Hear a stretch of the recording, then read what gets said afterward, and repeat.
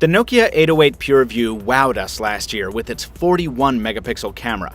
Now that the technology has made its way to Windows Phone in the form of the Nokia Lumia 1020, you've been asking us how those cameras stack up. Let's find out. I'm Michael Fisher, this is Pocket Now, and this is Nokia Lumia 1020 versus Nokia 808 PureView. To start with, we should mention that Pocket Now is not a photography site. We will be covering the cameras more extensively than usual in this comparison, and we do have some excellent tutorials on the 1020 shooter at pocketnow.com. But if you're looking for an expert-level review for professional photographers, this isn't it. Like most of our features, this comparison is targeted at folks just a bit geekier than the average consumer. And if you happen to like that kind of stuff, we make more of it every day. So follow Pocket Now on social media and subscribe here on YouTube. And if you own a PureView device, or any other smartphone with a camera, and you want to share your shots, join us at forums.pocketnow.com.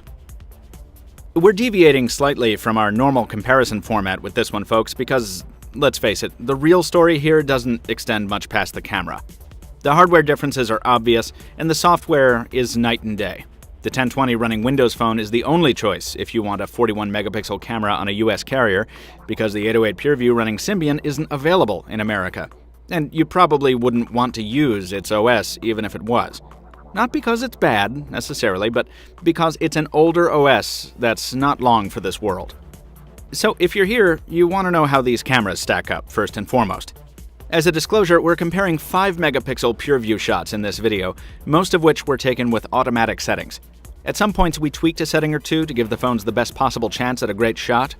We'll have these photos, along with some raw samples, available in the comparison post at Pocket Now, going up August 14th.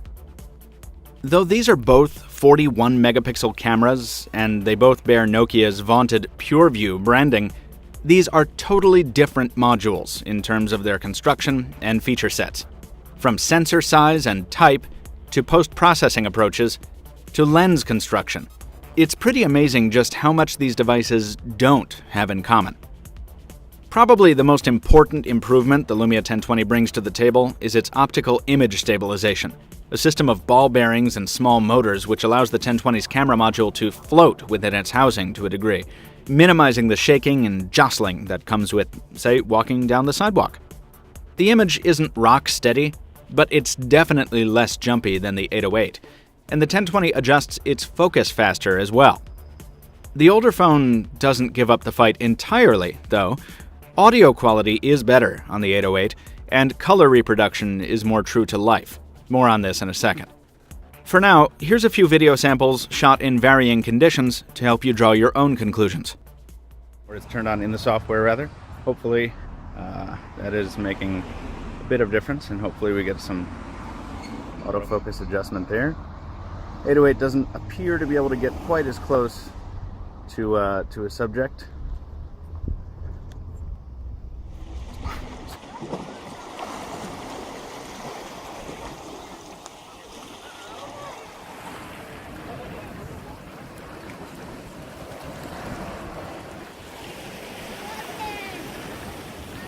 Fill the frame so we can hear how the audio performs between the Lumia 1020 and the PureView 808. We're gonna get a sweet door entry position here. I gotta get these back. Michael Fisher talking over the train noise to see how the two devices deal with sound. This is Michael Fisher with Pocket Now, Lumia 1020, PureView 808, Davis Square T station. Come around here.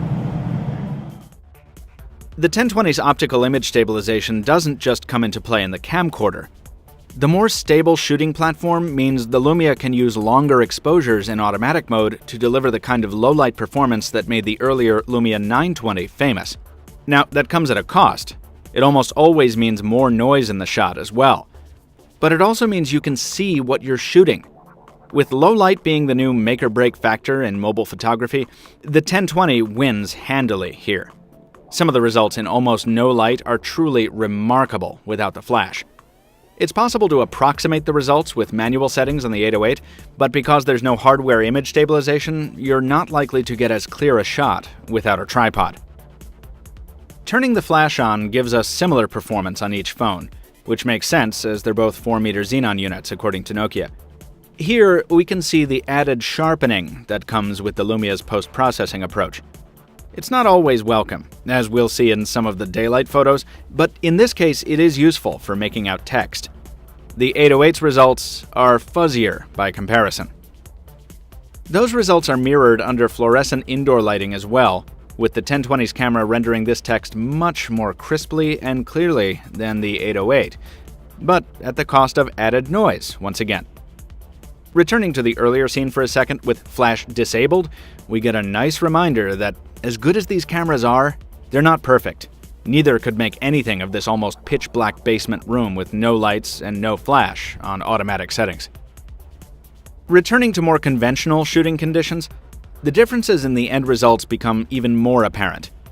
Where the 808 hews very closely to real-world coloring, the Lumia 1020 does not.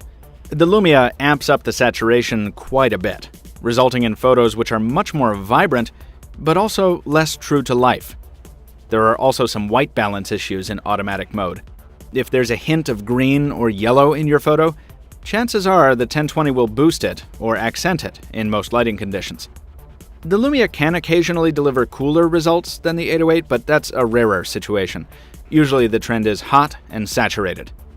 We're not sure what Nokia's reasons were for tweaking the output this way, but it's worth mentioning that other popular modern smartphones also crank up their vibrance and sharpness in post-processing. Whether Nokia was consciously keeping up with the Joneses or boxed in by the unique constraints of Windows Phone's architecture, we're not sure.